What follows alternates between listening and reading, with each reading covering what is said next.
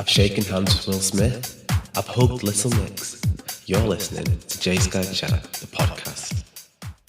Thank you for tuning in to Jsky Chat, the podcast. Please like, favourite and subscribe and follow me at Jsky Chat on social media.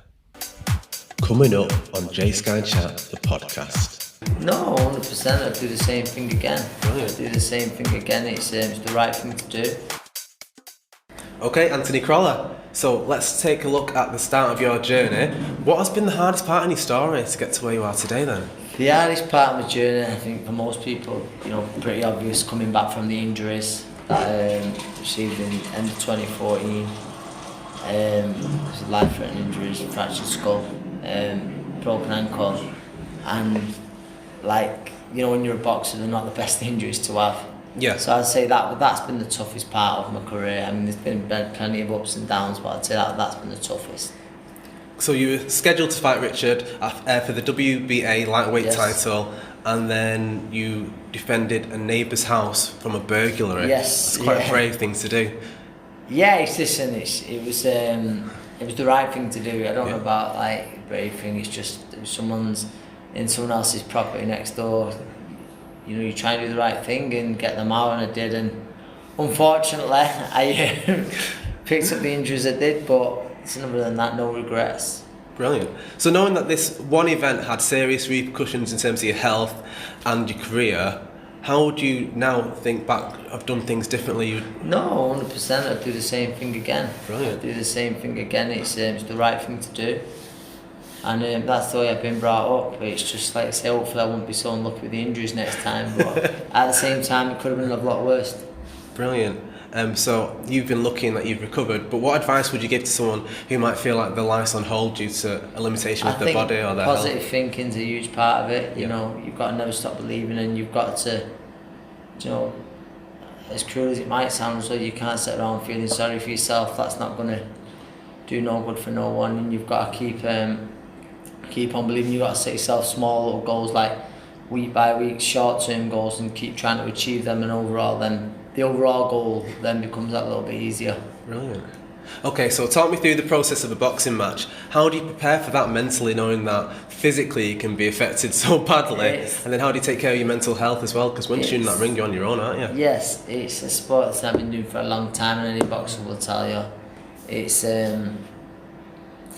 we all know the dangers each and every time we step in that ring, and lately especially, it's happened far too much. I mean, once is enough, but we've seen it quite a bit in the past few months where fighters have lost their lives. Yeah. So there's always that threat and that injury, but I mean, the only thing you can do there is mentally be ready. Yeah. For that. Mentally be ready, sort of knowing that will happen, but you cannot think like that. You can't go in that ring thinking I'm going to get hurt. Brilliant. Well, you didn't really, did you? You only lost 7 times. Out of the fights, but I never got hurt. I never got hurt by anything. I lost. I got knocked out once. Yeah.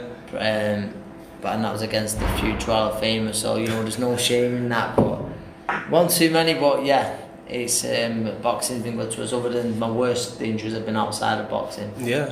I mean, what a record to have as well. 34 wins, is it? Yes. Yeah. It's like you say, there's ups, downs, and I lost a few early on in my career.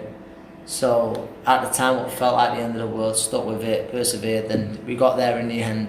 And what does it feel like to win? To win a boxing match, it's the best feeling. It's the best feeling in the world. For if you do something you love and you achieve that goal, it's. But when you say to win, there's fights.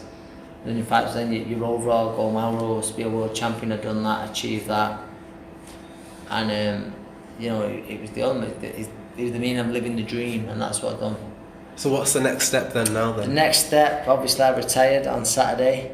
So now the next step is to train, hopefully some champions of the future. I'll stay involved in boxing. Hopefully there's some punditry work that comes up that always seems to pop up. That'd be great. Talking about the sport you love as a job is obviously it's the dream job almost, other than doing it. And I'll always be involved in boxing. Brilliant. Well, the city has been behind you throughout your career. Has that added pressure, or has that helped you along? Listen, it's nice pressure. It's pressure as in there's so many people who'd love to be in that position. So I think you can either use that. I mean, the wrong was there's a lot of pressure on Saturday, but in the past and stuff, you use that pressure as an advantage. And like I say, you've got to. There's plenty of other fighters who'd love to be in that position. So I've got to be fortunate. You can either choke on it or you can use it to your advantage. And I think throughout my career, like I used it as my advantage, and almost in a football term, it's like a 12th man. You know, that support the crowd. So yeah, I think that's what you've got to do. You've got to be thankful for that support. I'm very proud of Mancunian lad, and yeah, we won it, like I say, one of the proudest achievements without a doubt. Brilliant, and congratulations on your career. It's been Thank amazing. you, Jay. Appreciate it, mate. Thank you. It's been a mad one. Thank you for tuning in to Jsky Chat, the podcast. Please like, favourite and subscribe, and follow me at Jsky Chat on social media.